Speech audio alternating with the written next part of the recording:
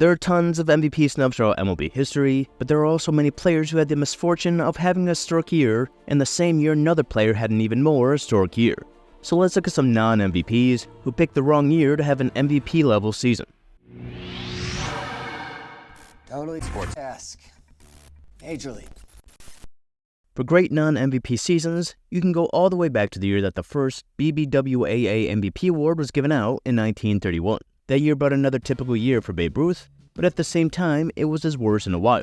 He had a second lowest OPS, slugging percentage, and WAR since his shortened 1925 season. And he may not have been the best on his team, with Lou Gehrig hitting the same number of home runs with an insane 185 RBIs. A voters thought the real best was Lefty Grove, and it's hard to argue. He won a second straight pitching Triple Crown by a wide margin, and the Philadelphia A's won 107 games before losing the World Series. So it's a case of many deserving players competing against that historic season. And even with all the great seasons Ruth had, he actually only won one MVP in 1923. Perhaps it was setting the bar so high, like his blood alcohol levels, that made it hard for him to receive votes. But the real reason was that at the time, a player could only receive MVP once, which prevented Dick Cox from winning MVP every year of his 2-year career. In the same decade, another example is in 1938, as Hank Greenberg at the time tied for the third most home runs in the season at 58, tying the man who took MVP from him in 1938 in Jimmy Fox. Fox hit 58 in 1932, and he hit 50 in 1938, while driving in 175 and leading the league in average and OPS. It was Greenberg who prevented him from winning his second Triple Crown, and it was Fox who prevented Greenberg from winning MVP in a year that he nearly beat Babe Ruth's home run record. And that brings up another who closed in on breaking Ruth's record and couldn't, in Mickey Mantle. In that famous 1961 chase between Roger Maris and Mickey Mantle, one was destined to pass Babe Ruth, and it seemed if one did, then they would be MVP, and the one who passed him was Roger Maris, hitting 61 home runs in 61, when even some Yankee fans were rooting against him. And he did earn MVP, but you can really argue that Mantle had the better year. He was better in about every category except home runs and RBIs, leading the league in WAR by over a point and leading in slugging by 25 points. Just like Joe DiMaggio beating Ted Williams in 1941, despite his .406 average, because of his 56-game hit streak. It was a historic moment that really put Maris ahead. But for someone in this year who picked the wrong time to have a career year, then it was Norm Cash. The one in second in WAR and slug was Cash, while he led in hits, average, on base, and OPS. An overshadowed year that led to a 4th place finish in a year that would have given him an MVP almost any other year. And that brings up the other most famous home run chase between Mark McGwire and Sammy Sosa in 1998. While McGwire was the winner of the home run chase, eventually getting to 70, he was not the winner of the MVP race. Though McGwire had a better WAR, on base, slug, and OPS, the award went to the runner-up of the home run chase in Sammy Sosa, receiving 30 out of 32 votes. And what probably was the difference in this time was Sosa having a slightly better batting average and the fact that the Cubs did make the playoffs as the Cardinals finished 83 and 79. An MVP that is almost forgotten, as McGwire's season is most remembered because he broke the record, just like Roger Maris, though he came up with the MVP, as 98 was about the only year you could hit 70 home runs and not win MVP. That is until Barry Bonds and various medical suppliers said, hold on. Barry Bonds practically held a monopoly over the MVP award in the early 2000s. His first in the time in 2001 gave Sosa a taste of his own medicine, as he again topped Maris's 61 mark with 64 home runs. But Bonds hit 9 more than him, while leading or tying him in about every category. Not to mention Luis Gonzalez also hit 57 home runs, and deservedly finished 3rd. Probably the greatest top 3 MVP finish in MLB history, and even in the years after, there was no getting ahead of Bonds. Albert Pujols could possibly have 3 more MVPs without Bonds, and Adrian Beltre would definitely get his MVP without Bonds in 2004, in a year where 8 players in the NL had an OPS over 1,000, and Bonds finished 334 points ahead of Todd Helton, who was in second. An era of offense where video game numbers were the bare minimum to be a candidate, and it was also very unfair to pitchers. The fact that Pedro Martinez didn't win MVP in 99 and 2000 in the midst of the steroid era's peak was simply insane, especially finishing 5th in 2000. And though he was on the same thing as others, Clemens finishing 10th in 1997 is also insane. And Roger Clemens was also the last starting pitcher to win MVP in the 20th century, that being in 1986, 1 year after Doc Gooden should have won it. And a few decades prior was a time of pitching dominance similar to the offensive dominance of the late 90s.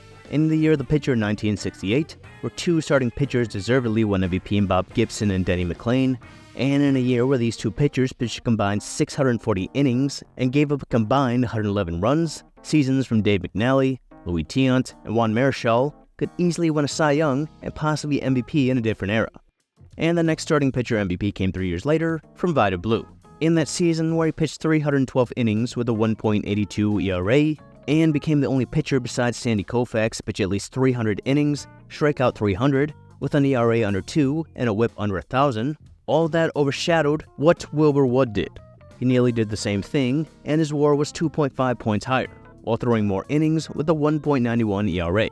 Blue playing on the 101-win A's was a difference that led to a 9th place finish in MVP voting for Wood. And the next to do what Koufax and Blue did was Steve Carlton, who did that 1 year after Blue in the same year that Gaylord Perry threw 29 complete games with a 1.92 ERA. But in a year where Dick Allen nearly won the Triple Crown and Johnny Bench led the league in home runs and RBIs, as this was the second time a catcher hit 40 home runs, the other being himself in 1970, and with Carlton and Perry playing on bad teams, it was just unfortunate timing. Carlton was a Triple Crown winner who didn't win MVP, and the most recent hitting Triple Crown winner, and the first one in 45 years, and Miguel Cabrera in 2012, almost didn't win as well. Still a huge debate. Trout became the first to hit 30 home runs, steal 45 bases, and score 125 runs in a season. And this was his rookie year, as he led the league in WAR in 139 games. Many will point at advanced stats for why the award should have gone to Trout, and it was the mere fact that the Triple Crown hadn't been accomplished in decades that pushed Cabrera to 22 first-place votes. Both were deserving, but in Trout's sense, it's unfortunate that his rookie season, that could have made him the third rookie to win MVP, was in the same year of a Triple Crown. And this wasn't the only unfortunate timing for Trout. 2015 was more of a snub in my opinion, but most don't see 2018 as a snub. A wrist injury forced Trout to miss a few games, as he became one of 2 players to put up a WAR of at least 10 in a season where he played 140 games or less. The problem, the other who did that, did so that season, and it was Mookie Betts, who played 4 less games than Trout, compiled a higher WAR, and won MVP while playing on the best team in the league. So just like Albert Pujols, it would be so easy for Trout to win even more MVPs if he didn't have to compete against such historic seasons. In the voters' eyes, playing for the Angels also didn't help him. And we just witnessed a few more examples in recent years. Shohei Ohtani has a monopoly over MVP awards, just like Bonds did in the early 2000s. Even in a year like Vlad Jr. had in 2021 and Corey Seager had in 23, when you go up against someone who is an all-star on both sides, then it's hard to pull ahead. Even in the year of 2022 where he didn't win, Aaron Judge had to put up one of the best seasons of all time, where he hit 62 home runs to top him. And it's the case again this year. Ohtani will assumably win the NL MVP after creating the 50-50 club. Unfortunate for Francisco Lindor, who probably would be MVP if Ohtani was just a tad worse, considering that it was just a DH. And it's the same case in the AL. Bobby Witt Jr. wins MVP just about every year except this one. And Jose Ramirez, who would have joined the 50-50 club if he got to play the final game, where he would have hit 11 home runs and stole 9 bases, will probably finish third, as Judge and Ohtani both build MVP monopolies that no longer can compete against each other. So with every MVP, Cy Young, Rookie of the Year, and historic feat, there has to be some good timing, or may some call luck, in order for it all to happen. Hitting 70 home runs, hitting 360, or having an OPS of 1100, or pleasing the advanced statters, may not be enough in some years. And as advanced stats have become more mainstream, the debates will just be an annual thing. And maybe we can just go back to the 1920s for less debates, and allow players to win MVP only once, so we can say that Ohtani is on the same level as Roger Peckinpah.